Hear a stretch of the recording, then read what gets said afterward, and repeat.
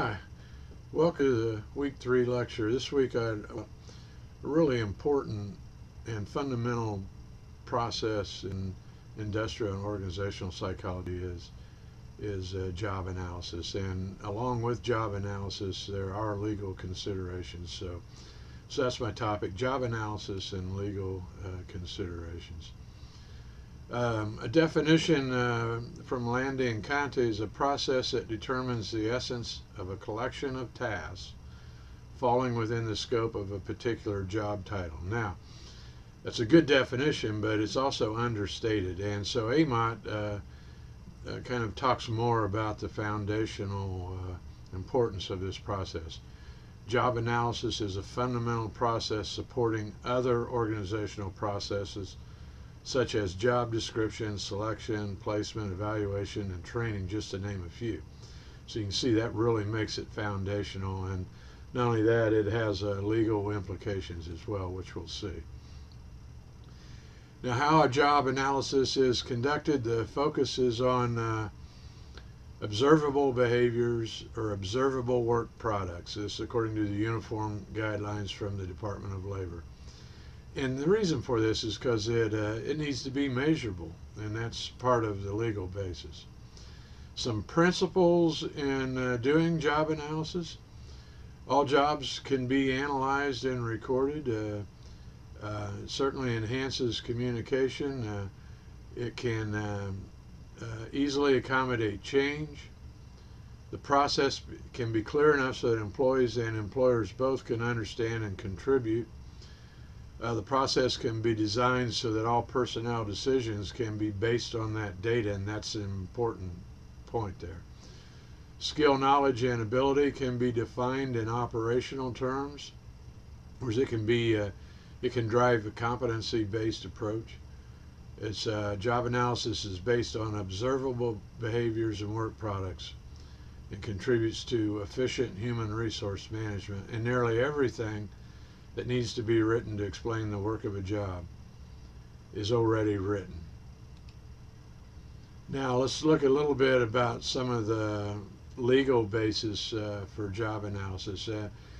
In a court case, Griggs versus Duke Power, the court determined the need for a job analysis when selection is involved. So there's court saying you got to have that job analysis in place, and that the selection process that an organization conducts should focus on evaluating the person for the job and not evaluating the person in the abstract. So that means they have to consider the person in the context of the job they're to be hired for.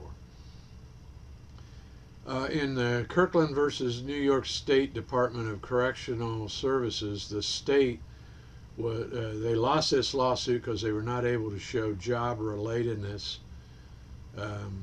in their selection criteria, and in other words, the supporting job analysis was not available. They didn't do it. So not having that made them liable.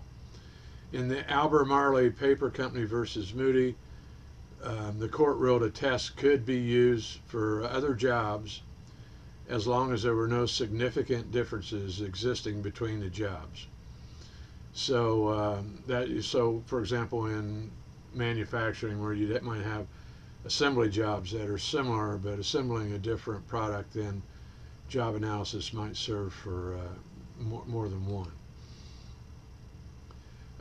The courts also said that the burden is on the employer to connect the selection tests to the job.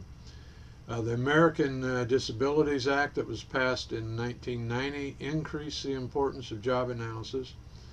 And here from HR Guide, they said the ADA specifically states, no covered entity shall discriminate against a qualified individual with a disability because of the disability of such individual in regard to job application procedures, the hiring, advancement, or discharge of employees, employee compensation, job training, and other terms, conditions, and privileges of employment.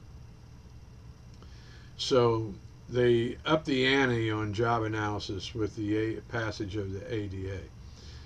Also, the court came up with the term is called reasonable accommodation.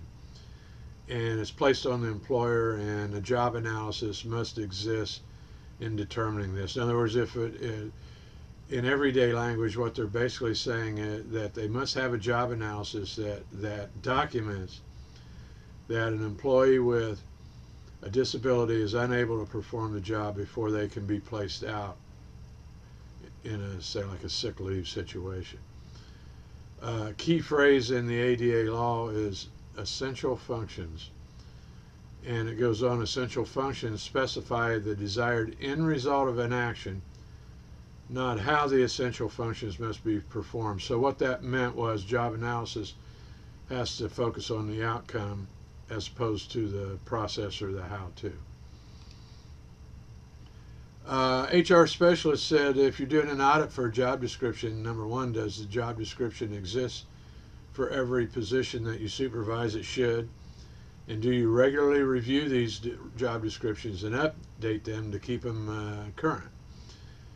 Do you provide employees with written copies of their job descriptions? These should be regular HR practices. Questions for a job description is, number one, is the job title accurate? Does it still reflect the position's responsibilities as you update? Are the job titles consistent throughout the organization? That's problematic when they're not.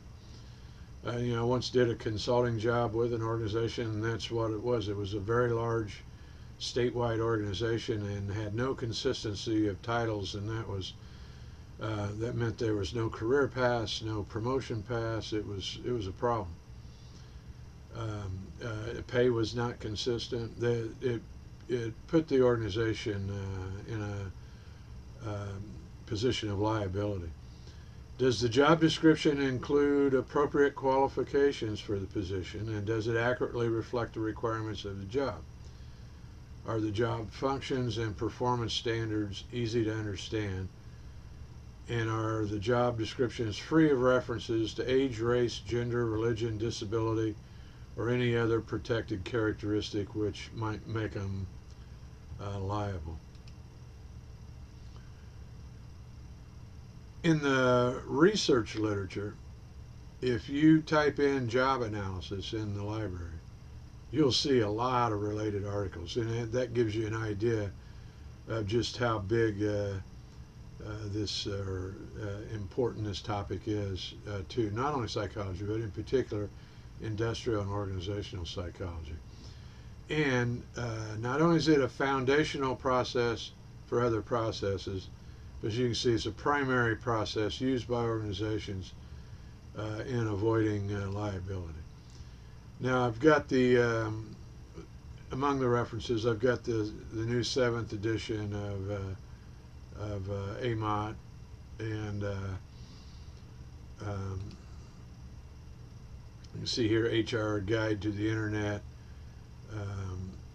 Job Descriptions 2010. All these will be in the transcript. And Landy Conte, I used a quote out of the 3rd edition, but there's also a 4th edition out of Landy Conte now. It's 2013.